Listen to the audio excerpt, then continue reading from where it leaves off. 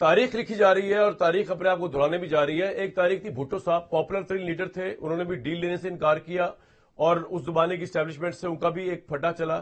بھٹو صاحب کو یہ لگتا تھا کہ ان کو پھانسی کبھی نہیں ہوگی, ان کے بغیر ملک نہیں چل سکتا. ہوا اس کا ریورس, پھانسی بھی لگی, ملک بھی چلتا رہا. اس طرف عمران صاحب جو ہیں ان کا اسٹیبلشمنٹ سے پھٹا ہوا. لگتا ہے عمران صاحب کو یہ کہ ان کو بھی عمر قید نہیں ہوگی, ان کو بھی سزا نہیں ہوگی, ان کے بغیر ملک چل نہیں سکتا. لیکن مجھے لگتا ہے جس طرح بھٹو صاحب کو غلط فہمی تھی, عمران صاحب کی بھی غلط فہمی ہے. اس زمانے میں بھی اسٹیبلشمنٹ کو انٹرنیشنل حالات نے بہت سپورٹ کیا. افغانستان کا وار ہوگی, یہاں تو ہماری اسٹیبلشمنٹ ایک جنگ جیتی ہے الحمدللہ, اور ہم نے جنگ میں دشمنوں کو ہرا دیا, بڑے سے بڑے 4-5 گنا بڑے دشمن کو ہرا دیا. اور اسٹیبلشمنٹ ماشاءاللہ عروج پر ہے, فتوحات ان کے ساتھ ہے, اس حد تک کہ امریکہ کا صدر بلا کر پاکستان کی اسٹیبلشمنٹ مشورے کر رہا ہے. اس ساری صورتحال میں عمران خان کی جتنی پالیسیز ہیں جن میں وہ سمجھتے ہیں کہ شاید عام پروٹیسٹ موومنٹ سے لوگ نکل آئیں گے, کیا یہ اسی طرح ناکام ہونے جا رہی ہے جس طرح بھٹو صاحب کی موومنٹس ناکام ہوئی اور ان کو کوئی پیپلز پارٹی کے جیلے نہیں چھڑوا سکے.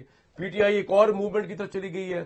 90 ڈیز ہو یا 5 اگست ہو, بیٹے آئے یا نہ آئے, گنڈا پور صاحب بھڑکے مارے یا نہ مارے, لیکن کیا یہ موومنٹ عمران کو چھڑا پائے گی یا عمران جو ہے ایک تاریخ کو ریپیٹ کریں گے, بھٹو صاحب کی طرح تاریخ میں عمل ہو جائیں گے, لیکن practically for all the purpose his politics is going to finish اور it is been wasted in the dustbin of the عمر قید اور ان دا جیل. یہ سب سے اہم سوال ہے. گنڈا پور صاحب جو ہیں انہوں نے آج کیا فرمایا, ذرا سن لیں. ان کی باتوں کو سیریس لینا جو ہے, ویسے وہ ان کی اپنی پارٹی نہیں لے رہی, ان کی اپنی پارٹی میں دورانیں پڑ چکی ہوئی ہیں, لیکن آپ سن لیں. اس کے بعد اہم ترین سوال یہ اٹھاتے ہیں کہ پاکستان کی سیاست عمران خان کے بیٹوں کے ساتھ, اسٹیبلشمنٹ کے ساتھ ناراضگی کے ساتھ, اس ہائیبرڈ سسٹم بقول وزیر دفاع کے ساتھ کس طرف جا رہی ہے. علی امین گنڈا پور صاحب کو سن لیں.